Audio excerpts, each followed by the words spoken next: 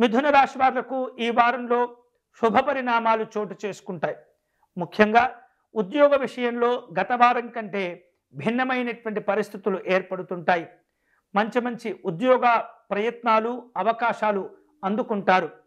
వివిధ రూపాల్లో వ్యాపార కార్యక్రమంలో చైతన్యవంతంగా వ్యవహరించి అనుకూలమైనటువంటి ప్రయోజనాలు కూడా ఈ వారం మీరు పొందుతారు.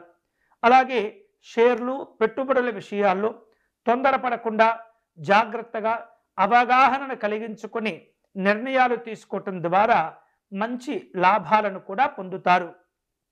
ఈ వారం ఆదాయ మార్గాలు అభివృద్ధి కలిసి వస్తుంటుంది. సంతోషాలు ఉంటుంటాయి. ఉద్యోగ ప్రయత్నాలు సానుకూలంగా ఉంటాయి.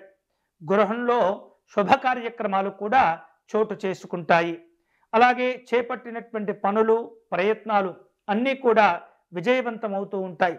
అయితే గతంలో ఎవరికైనా మీరు అప్పు ఇచ్చి ఉన్నట్లయితే, అవి రాకుండా ఉన్నట్లయితే ప్రస్తుత కాలంలో మీరు చేసేటటువంటి ప్రయత్నాలు కలిసి వస్తాయి. మీకు రావలసిన బాకీలు కూడా మీకు అందేటటువంటి అవకాశాలు ఎక్కువ శాతం కనిపిస్తున్నాయి.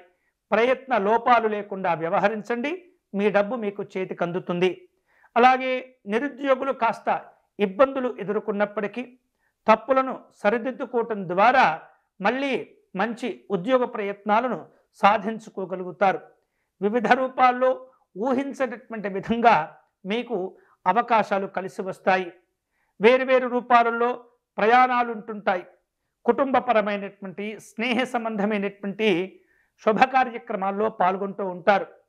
ప్రయత్నాలన్నీ కూడా వృద్ధిలోకి వస్తాయి. చదువుల విషయంలో అనుకూలతలు ఉంటాయి. ఈ వారం మిథున రాశి వారు శుభ ఫలితాలు పొందేందుకై సుబ్రహ్మణ్య స్వామి వారిని ఆరాధించటం అనేది చాలా చాలా మంచిది.